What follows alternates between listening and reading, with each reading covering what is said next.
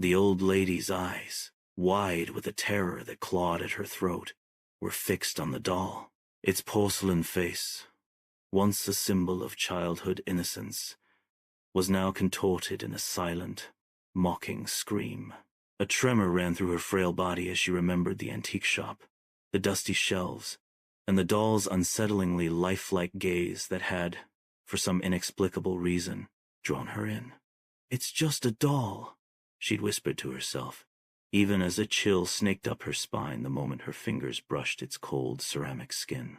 She brought it home, an addition to her collection, never imagining the nightmare it would unleash. The first incident was minor.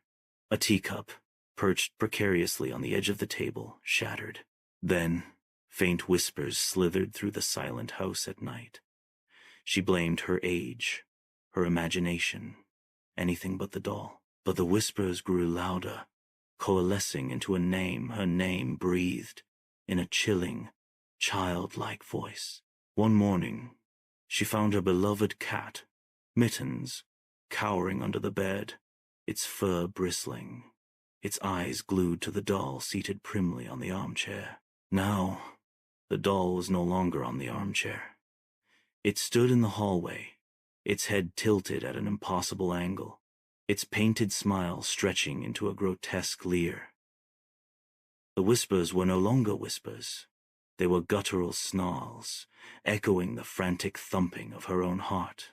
A cold, invisible force pressed against her, pushing her back, towards the open window.